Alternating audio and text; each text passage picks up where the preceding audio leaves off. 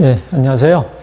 오늘은 이제 중간고사 기간 중에 하는 수업인데, 중간고사를 시험을 한번 보고, 그리고 또 나머지 또 부족한 시간에 대해서는 또 다른 별도의 뭐 수업이나 별도의 뭐 관련된 어쨌든 그 내용을 진행하라고 학교에서 또 지침이 내려졌기 때문에 그래서 불가피하게 또 추가로 또 해야 됩니다. 그래서 시험이 3시간짜리를 만약에 보게 되면 안 해도 되는데 그게 아니고 저희가 뭐 50분, 1시간 뭐 이렇게 시험을 보기 때문에 나머지 시간에 대해서 저희가 또 별도로 이렇게 해야 돼요. 그래서 한 40분 내외로 저희가 요 이제 수업을 좀 하고 그거를 중간고사 기간 안에 올려야 됩니다. 근데 여러분들이 시험을 보는 것 때문에 제가 중간고사 그 기간 마지막 날에 요 강좌를 올리고 그리고 여러분들이 이제 또 뭐 다음 주에도 이거를 좀 들을 수 있게끔 시간을 좀 여유롭게 확보를 해드리겠습니다. 그러면 뭐 큰 부담이 없을 거라고 생각을 해요. 그래서 오늘은 뭐 진도를 나간다는 것보다는 여러분들이 본 그 시험에 대해서 간단히 말씀을 좀 드리고 그 다음에 또 우리 이동통신에 관련된 동영상 간단한 거 뭐 한 2, 3분짜리 한 3개 정도를 보여드리고 또 시간이 조금 더 있으면 앞으로 수업을 뭐 어떻게 할 것인지에 대한 것도 말씀을 드리도록 그렇게 하겠습니다. 그럼 여러분들이 이제 뭐 시험을 잘 봤겠죠, 그죠? 뭐 시험 문제는 뭐 여러분들이 예상했겠지만 여러분들이 아마 제가 뭐 강조를 했거나 여러분들이 공부를 했던 그런 내용들에서 문제가 나왔을 거라고 생각을 합니다. 거기에서 이제 약간의 뭐 조금씩 이제 응용이 되는 것들이 있는데 그런 것들은 뭐 충분히 말씀을 드린 사항이라서 아마 열심히 공부한 분들은 잘 풀었을 거라고 생각을 해요. 그래서 간단히 한번 이제 문제를 보면 1번은 뭐 이렇게 단답식으로 이제 한 3개 정도를 물어봤습니다. 그래서 이게 전체적으로 문제가 뭐 5문제인가 그렇죠? 그래서 한 문제당 6점씩 해서 5, 6, 30, 30점이 되는 거죠. 기말고사 30점. 또 레포트 뭐 20점, 뭐 출석 20점, 뭐 이런 식으로 이제 점수를 줄 건데, 그래서 1번이 이제 6점짜리니까 요 하나씩 이제 2점짜리라고 보면 됩니다. 첫 번째, 3.5세대로 불리는 HSTPA의 속도는 얼마냐? 뭐 이거는 뭐 강조를 많이 했던 그런 내용이죠. 그래서 얘는 우리가 10메가 속도를 갖고 있다. 뭐 정확히 쓰면 이렇게 써야 되겠죠. 10메가 bps. 됐고요. 그 다음에 주파수 재사용 거리를 구하고 싶으면 어느 값을 알아야 되는가. 원래 이제 2개를 알아야 된다 그랬잖아요. 근데 이제 여기는 이렇게 줬어요. 셀의 반경은 알고 있다. 그랬으니까 하나만 더 알면 되는 거죠. 뭐였어요? 그게 이제 K라는 값이었잖아요. 그게 클러스터의 사이즈라고 얘기를 해도 되고, 그죠? 클러스터 안에 있는 셀 수라고 얘기를 해도 되죠. 그래서 한 클러스터 안에 있는 셀 수를 내가 알고 있으면 이 반경까지 포함해서 그러면 주파수 재사용 거리를 자동으로 구할 수 있다. 그래서 이거는 클러스터 사이즈 또는 클러스터 안에 셀 수 그렇게 얘기하면 될 것 같고요. 3번 같은 경우는 7개의 서로 다른 주파수를 사용하는 아날로그 셀룰러 시스템. 이거는 이제 FDMA를 얘기하는 거잖아요. FDMA이고 한 클러스터 안에 7개의 서로 다른 주파수가 있다. 뭐 그렇게 이제 얘기하면 될 것 같죠. 그런 거와 CDMA하고 용량을 비교를 해보자. 근데 뭐 용량 비교하는 게 여러 가지 포괄적으로 다양하게 많은데 주파수 재사용 개수만 생각해서 이제 한번 용량 비교를 해보자 하는 거잖아요. 그래서 우리가 배운 것처럼 이 CDMA의 주파수 재사용 개수는 1이라고 그랬어요. 그죠? 또 요 FDMA의 주파수 재사용 개수는 여기 나와 있는 서로 다른 주파수 쓰는 개수라고 얘기했습니다. 그래서 CDMA 셀룰라 시스템이 아날로그 셀룰라 시스템보다 용량이 어떻게 돼요? 7배 큰 거죠. 우리가 이제 그 어떤 용량 비교할 때 주파수 재사용 계수가 분모로 내려가니까 그 이제 크기에 반비례해서 용량이 달라집니다. 그래서 이거는 7배. 그리고 이제 2번은 이것도 뭐 제가 뭐 시험 문제 충분히 나올 수 있을 거라고 얘기했던 그런 문제가 되겠습니다. 반경이 R인 셀 안에 반경이 4분의 R 정도 되는 그런 이제 작은 셀을 만들고 싶다. 뭐 그렇게 얘기했잖아요. 그래서 요 큰 셀에서 받는 파워하고 작은 셀에서 받는 요 파워는 같다라고 이제 그렇게 가정을 한다 그랬죠. 그래서 요거는 이제 이 거리의 반비례를 하게 되죠. 뭐가? 이 쏘는 송신 파워하고 수신 파워 관계는 이렇게 이제 거리에 반비례하게 되는데, 요게 이제 n승이라고 해야 되지만 n 값이 2라고 했으니까 이렇게 써주면 될 거고, 또 작은 놈에 대한 수신 파워 같은 경우는 반경이 4분의 R이 되니까 이렇게 써서 문제를 풀면 될 것 같아요. 그죠? 그래서 요거는 서로 같으니까, 그래서 R 제곱에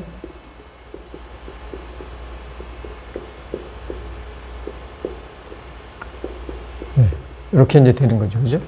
그래서 요거랑 요거랑은 또 지워지게 되고, 요 오른쪽 거를 계산하면 16분의 1이 분모니까 위로 올라와서 이렇게 되는 거죠. 결론은 이제 요거를 여기로 넘겨주면 아주 작은 셀에서의 이 송신 파워는 큰 셀에서의 송신 파워보다 16배 작다. 그죠? 그래서 작은 셀의 송신 파워는 큰 셀의 송신 파워보다 몇 배가 되느냐? 16배 작다라고 얘기를 하면 되겠습니다. 그죠? 또 이제 제가 많이 강조했던 내용이라서, 이것도 이제 그렇게 해서 진행하면 될 것 같고, 이것도 사실은 뭐 또 많이 중요하다고 제가 강조했던 내용이죠. 그죠? 송신 파워, 송신 이제 신호가 뭐 이렇게 뭔가 있는데, 그 신호가 이제 이렇게 수신이 됐다. 그죠? 근데 사실은 이제 요 수신 신호에 이 잡음이 있는 거지만 없다라고 이제 가정을 했었고, 그래서 이제 여기 해당되는 요 두 개의 값을 수식으로 한번 써봐라 라고 하는 거잖아요.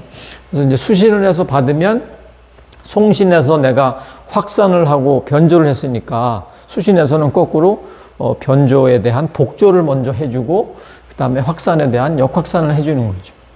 그죠?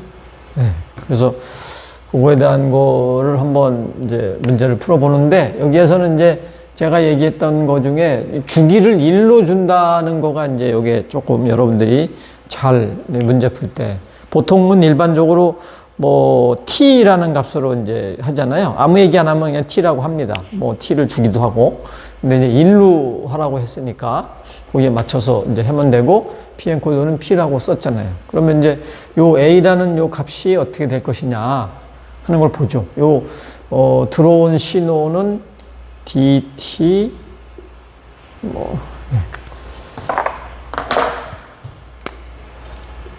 pt 코사인 오메가 t, 이 들어온 신호인데 요 코사인 오메가 t를 곱했으니까 제곱이 되고, 적분을 하니까 이렇게 하는 거죠. 그죠?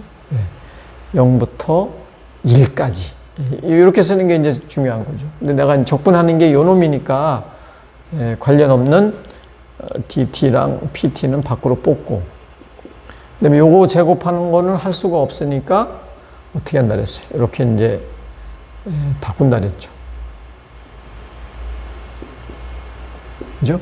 이렇게 바꾼 다음에 이렇게 이제 지워준다고 했었고, 그러면 요 2는 앞으로 빠지니까 2dt의 pt가 될 거고, 여기는 이제 남는 게 1밖에 없잖아. 1에 대한 적분은 t예요. t. 그거에 0부터 1. 그러니까 이제 이거 집어넣어주면 그냥 1이죠. 따라서 요거는 2분의 dt, pt. 요 a에 대한 값은 이렇게 된다고 보시면 될 것 같습니다. 그죠? 그럼 b를 봐야죠. 이제 요 놈이 이제 있는 상황에서 b 값을 한번 보겠습니다. 요 b 값을 한번 문제를 풀어보면 마찬가지로 적분기니까 이제 요 2분의 dt의 pt의 제곱이죠. 그죠? 그거에 0부터 이게 어디까지 가냐면 이게 pn 코드의 수는 이제 p로 환단했으니까 여기를 이제 p라고 이렇게 생각해서 보면 되는 거죠. 그죠? 네. 그거의 dt. 그래서 여기도 이제 관련 없는 거는 밖으로 뽑아 놓고 요 놈에 대한 것만 적분하면 되죠. 그죠? 요 적분에 대한 거는 우리가 배운 것처럼 요거를 이제 그 PN 코드에 대한 거를 가지고 이제 따져보면 똑같은 거를 두 번 곱해서 싹 더해주는 그런 요 개념이니까 그래서 요걸 계산해보면 P가 나온다 이거죠. 그죠? 따라서 요거는 2분의 P의 dt. 이렇게 답을 쓰면 B에 대한 정답이 되겠습니다. 그죠? 그래서 아마 여러분들이 요거를 그냥 라지 T로 놓고 이렇게 푸는 분들이 있으면 그건 점수가 이제 좀 많이 깎일 거고요. 그래서 라지 T가 안 나와야 되죠. 그래서 여기까지 이렇게 돼야 됩니다. 그 다음에 이제, 최종적으로 요 로페스 필터는 옆에 있는 잡음을 제거해 준다 그랬잖아요. 그래서 그 기능은 물어보는 게 아니었으니까 B에 대한 값은 이렇게 써주면 될 것 같습니다. 그래서 3번에 대한 답은 됐고요. 4번. 이제 이게 제일 여러분들이 시간을 많이 할애를 했던 문제가 아니었느냐. 근데 이거에 대한 푸는 방법은 여러분들이 다 잘 알고 있습니다. 그래서 누가 실수하지 않고 이 문제를 풀 수 있을 것이냐, 그게 제일 중요한 관건이 된다 그랬잖아요. 그죠? 그래서 문제가 데이터도 이렇게 간단히 2개로 돼 있는 것만 냈습니다. 그리고 데이터도 2개가 있는 걸로. 그죠? 데이터 안에 그 신호값은 2개씩. 이렇게 간단하게 제가 한번 냈어요. 4번 문제를. 그래서 지금 D2에 대해서 복원을 한다 그랬으니까, 그거를 잘 염두에 두고, 내가 이제 해야 될 일이, 우리 다 배웠겠지만, 이제 얘가 D1, D2니까 데이터가 D1이 있고 D2가 이렇게 있잖아요. 여기에다가 이제 PN 코드를 여기다 이제 넣는 거죠. 그죠? 얘는 P1이 들어갈 거고, 요거는 P2가 이렇게 들어갈 겁니다. 잘 안 써지네. 그래서 요거를 2개 합쳐가지고 이제 쏘는 거고, 요걸 받아서 먼저 내가 이제 해야 될 일은 D2에 대한 거를 복원시켜야 되기 때문에 얘를 역확산하기 위해서 얘를 이렇게 곱해주고 여기에서 이제 적분을 한다 그랬죠. 그죠? 그리고 부호를 판정하고 값을 뽑아내는 이런 과정을 거친다 그랬습니다. 그래서 첫 번째 해야 되고, 두 번째 해야 되고, 세 번째 해야 되고, 네 번째 해야 되고, 다섯 번째 해야 되고, 여섯 번째 해야 되고, 이 과정을 한번 이제 보자라고 얘기를 했습니다. 그래서 이거를 이렇게 쭉 한번 해보면, 이제 요 1번에 대한 거를 이렇게 한번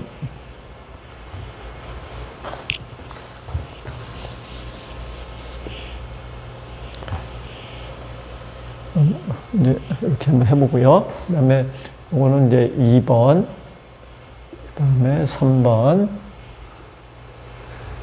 4번, 5번, 6번. 이렇게 이제 되는 거죠. 여기가 1, 2, 3, 4, 5, 6. 이렇게 되겠죠. 그죠? 그래서, 요거에 대한 거를 지금 PM 코드가 하나, 둘, 셋, 넷, 다, 여 7개니까 요거를 7개 이렇게 또 칸을 쳐야 되겠네요. 하나, 둘, 셋, 넷, 다, 여. 그죠? 하나, 둘, 셋, 넷, 다, 여. 예. 그래서 이거를 이제 쫙 다 이렇게 이제 해줘야 되니까 제가 이렇게 선을 그어서 빨리 할 수 있도록 그렇게 하겠습니다.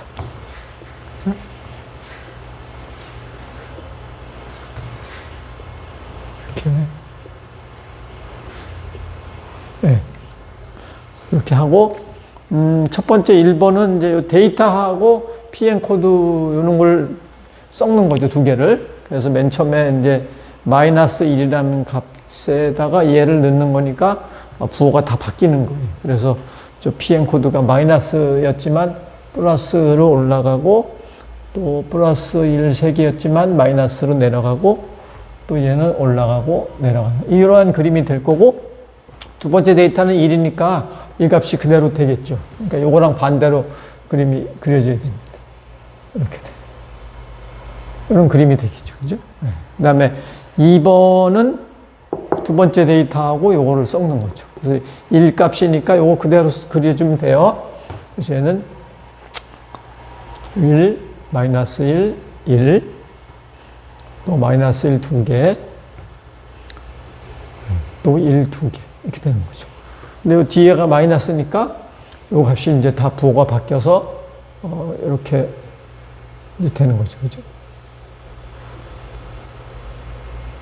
이렇게 될 겁니다. 됐어요. 그 다음에 이제 3번은 두 개 합치는 거니까 이걸 두 개를 그냥 더해주면 되는 거죠. 그래서 이 첫 번째는 여기가 2가 되고, 그 다음에는 이제 0이고, 얘도 0이고, 요거는 마이너스 2가 되고, 그죠? 또 마이너스 2. 또 이거는 플러스 2가 이렇게 되네요. 그죠? 그 다음에 여기는 0. 그 다음에 얘는 마이너스 2. 그 다음에는 0. 그 다음에 0. 그죠? 플러스 2. 플러스 2. 또 0. 그 다음에 0. 아, 맞죠? 아, 여기가 둘 다 마이너스니까 여기가 마이너스. 그죠?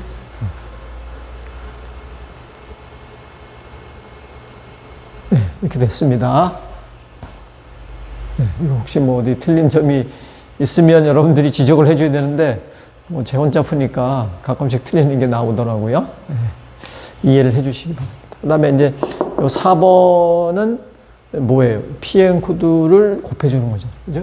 그러니까 요 두 번째 PM 코드를 여기다가 곱해주는 거죠. 그래서 첫 번째는 1이니까 부호 그대로 있고, 그 다음에 0이니까 뭐 신경 쓸 필요 없죠. 여기는 네 번째 값이 마이너스니까 이렇게 올라가고, 다섯 번째 또 마이너스, 그 다음에 여섯 번째는 플러스, 그 다음에 0. 이렇게 됩니다. 그 다음에 여기도 마찬가지로 똑같이 하면 여기는 마이너스, 그죠? 그 다음에 0. 그 다음에 네 번째 마이너스 되고, 여섯 번째는 이렇게 되겠죠. 네. 그래서 이렇게 하면 이제 부호가 어느 정도 정리가 좀 되죠. 이런 상태에서 마지막 이제 5번은 이렇게 이제 누적해서 그림을 그리는 거죠. 그래서 여기가 이제 2인데 2이고, 그 다음에 0에서 또 2를 더해주니까 2, 또 2, 그죠? 또 2를 더하니까 4, 또 2를 더하니까 6, 또 2를 더하니까 8, 그죠? 이런 식으로 그림이 그려질 거예요. 다시 처음부터 시작하는 거니까 여기가 이제 마이너스 2인데, 그 다음에 마이너스 2, 마이너스 2, 또 마이너스 2 더해주고, 또 마이너스 2 더해주고, 또 마이너스 2 더해주고, 그죠? 이렇게 된다는 거죠. 그래서 요거에 대한 이제 부호를 쭉 이제 봤더니 얘는 플러스가 나오고, 요거에 대한 부호를 다 더해봤더니 최종적으로 마이너스가 나왔어요. 그래서 이제 플러스가 나왔으니까 얘는 플러스 1이다. 마이너스가 나오니까 얘는 마이너스 1이다. 이렇게 두 개를 구해서 최종 이 D2 값이 똑같이 나오는지 확인하면 되겠습니다. 그죠? 뭐 이거는 이제 여러분들이 실수만 안 하면 뭐 그렇게 어려움 없이 그릴 수 있을 거예요. 근데 요거 이제 그릴 때 좀 실수를 한 게 있으면 그런 거는 제가 좀 감점을 좀 줄 겁니다. 뭐 중간에 틀렸다고 해서 완전히 0점 주고 그러진 않으니까요. 네, 그렇게 이해를 해 주시면 좋겠습니다. 그 다음에 이제 마지막 문제를 한번 보면, 예, 요 이제 PM 코드를 발생을 이제 먼저 시켜야 되겠죠. 그런 다음에 런 특성을 이제 확인을 해보는 건데, 뭐 4개짜리는 여러분들이 또 숙제를 해봐서 뭐 어렵지 않게 구할 수 있을 거라고 그렇게 생각합니다. 근데 단지 이제 출력 값이 두 번째 레지스터에서 빠지기 때문에 그거를 잘 해주셔야 되는 게 중요합니다. 그래서 한번 0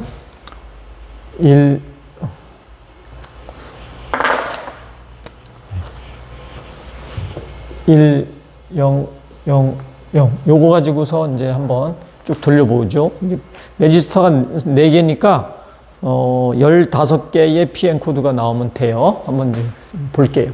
근데 중요한 거는 지금 첫 번째 레지스터와 네 번째 레지스터를 이렇게 익스클루시브 OR을 해서 첫 번째로 집어넣는다. 나머지는 다 시프트 된다.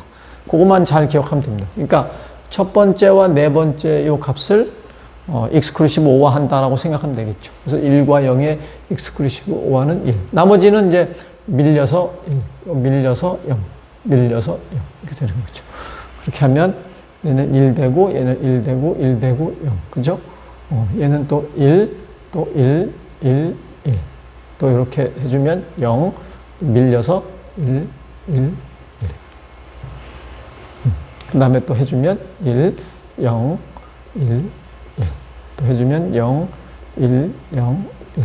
또 해주면 1, 0, 1, 0.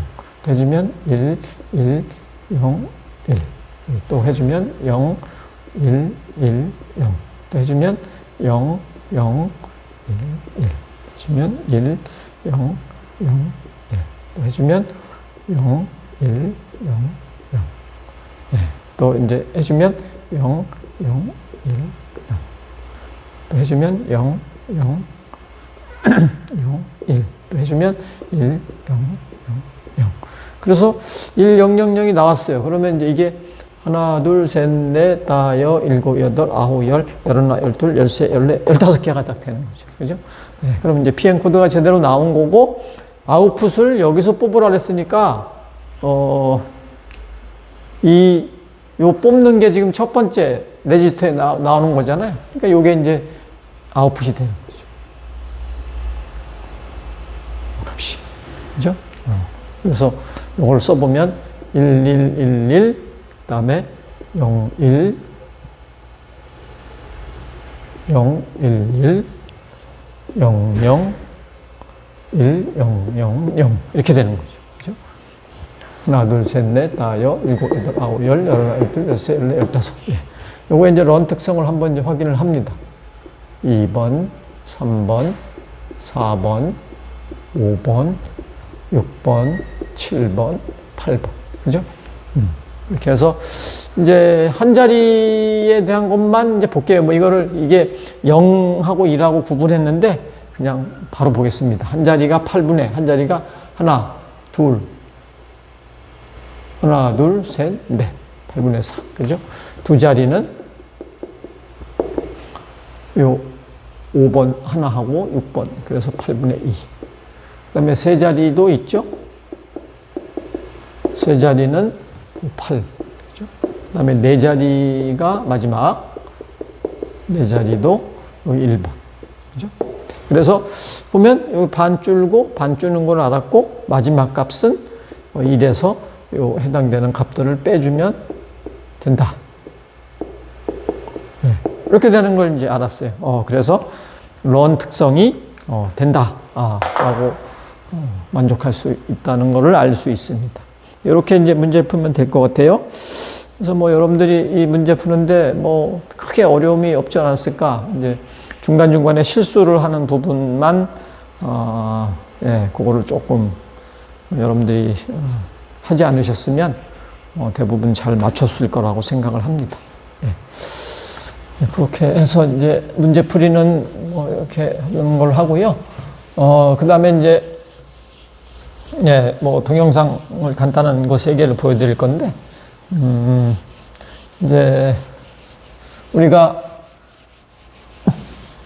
그 4세대 뭐 단말기가 나오면 뭐 이 특별한 기능이 들어가는 거가 아마 나올 수 있을 것이다. 뭐 이런 얘기를 했었죠. 물론 지금은 이제 4세대, 5세대 개념이 속도에 의해서 나타난 거지만 과거에 이제 이게 서비스가 새로운 게 들어오면서부터 예, 뭐 1세대, 2세대, 3세대가 정의가 됐었고 4세대는 이 뭐 이렇게 새로운 기능이 들어오면 4세대라고 명명을 할 수 있었다. 뭐 이런 얘기를 이제 했었습니다. 그래서 그 새로운 서비스가 뭐가 있었어요?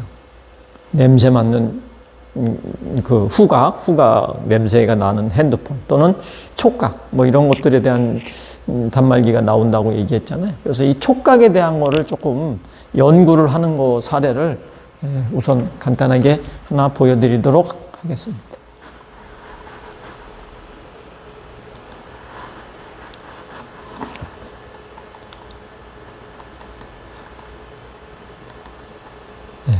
보면 촉감. 예.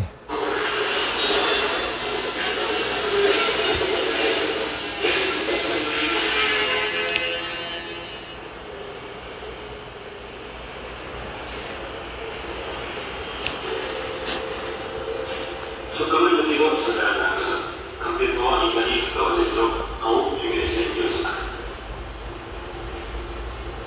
컴퓨터를 통해 촉감과 힘을 주고받을 수 있는 기술을 햅틱이라고 한다.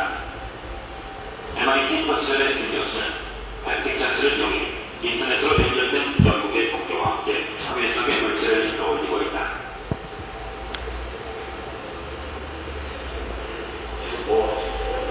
지금 영국하고 같이 동학을 올리고 있습니다. 제가 영국에 있는 동료의 하나의 힘을 느낄 수가 있고요.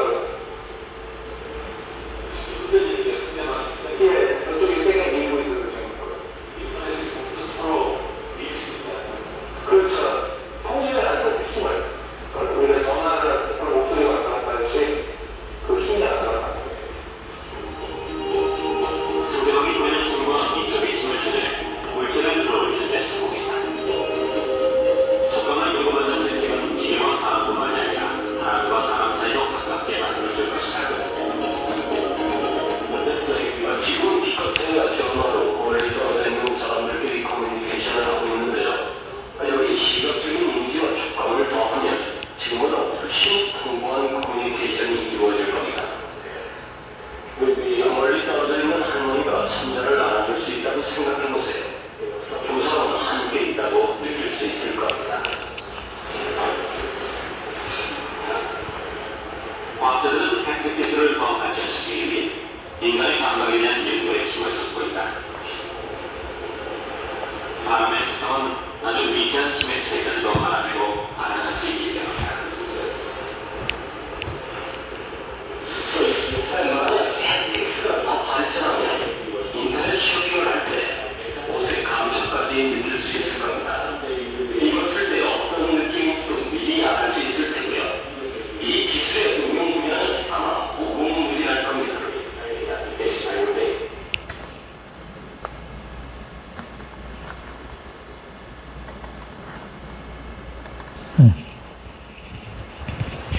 네, 이제 이게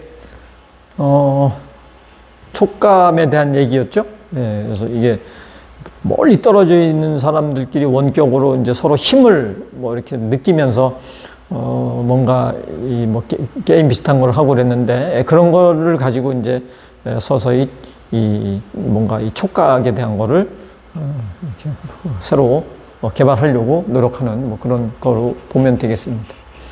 그 다음에 이제 우리 이제 컴퓨터를 이렇게 이제 잘 뭐 손으로 쓰기가 어려운 그런 사람들이나 아니면 이제 뭐 손으로 쓸 수 없는 그런 상황에 처해져 있는 뭐 일반 사람들한테도 해당이 되는데 그런 사람들한테 뭐 이렇게 이 키보드를 이제 손으로 치지 않고도 별도로 다르게 칠 수 있는 뭐 그런 거에 대한 영상을 2개를 한번 보여드리도록 하겠습니다.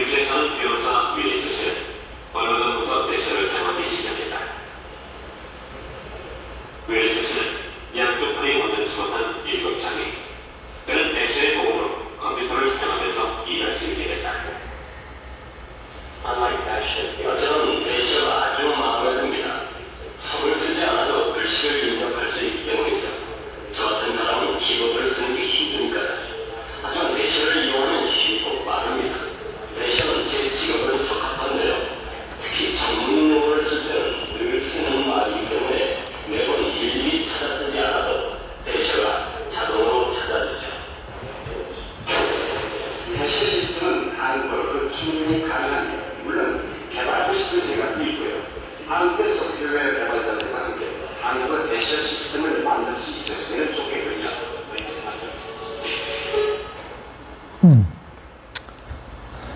예, 뭐 대시어라는 이름이었잖아요. 그 글씨가 나한테 대시에서 들어온다. 뭐 이런 이름으로 만들어진 것 같은데, 예, 뭐 이것도 상당히 꽤 오래된 기술입니다.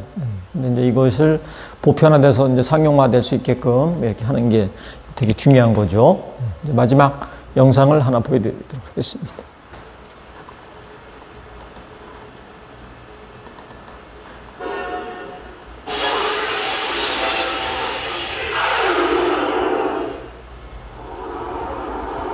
사람과 컴퓨터가 언제나 대화할 수 있는 세상 이유이 바뀌었어요.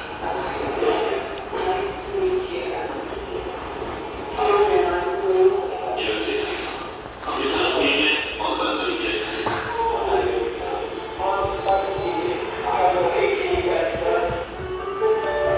미국 워싱턴주에 살고 있는 짐 루이스는 현실마비를 겪고 있는 장애인이다. 그에게 장애가 찾아온 1년 전 직장에서 쓰러져 병원으로 옮겨졌고 그는 접수손상 진단을 받았다. 척추가 심각하게 손상됐기 때문에 내 숨쉬기가 힘들어서 호흡기에 의존해야 되죠. 움직이는 건 이 머리를 이렇게 조금 움직일 수 있고요. 네. 다른 데는 전혀 움직이지 못해요. 그는 다른 사람의 도움을 받지 않고도 스스로 휠체어를 움직일 수 있다. 그가 사용하는 것은 호흡 인터페이스. 그 숨과 날숨을 이용해 휠체어를 움직이고 있는 것이다. 이 호흡 인터페이스로 그는 컴퓨터도 사용할 수 있게 된다.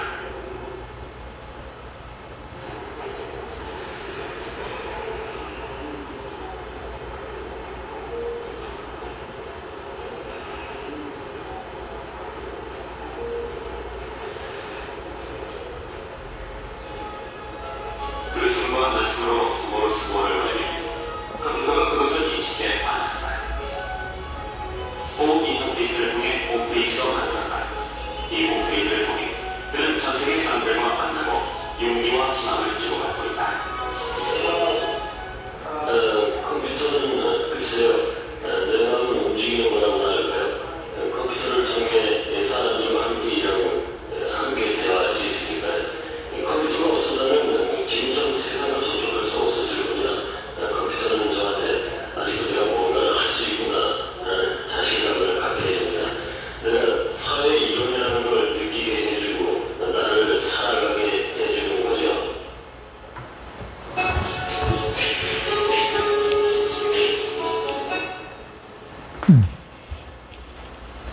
예, 뭐, 짐 루빈이라는 사람이 대단한 사람이죠. 그죠? 단지 호흡을 가지고 들숨과 날숨을 통해서 글씨를 저렇게 빨리 쓴다는 거는 아주 굉장한 것 같습니다. 또 홈페이지를 만들어서 운영하고 있다라고 하는 거 보니까, 예, 뭐 지금 이것도 뭐 한 10년이 아마 좀 지났을 것 같은데요. 예, 그것도 어쨌든 뭐, 굉장히 그 중요한 기술이죠. 장애인들을 위해서 개발한, 아무것도 움직이지 않고 입술만 가지고 할 수 있다는, 그러니까 목도 뭐 움직일 수 없을지도 모르고 뭐 그런 상황에서 이런 이제 새로운 또 이 타이핑 치는 기술이 탄생했습니다. 예. 그러면 이제 됐고요. 그리고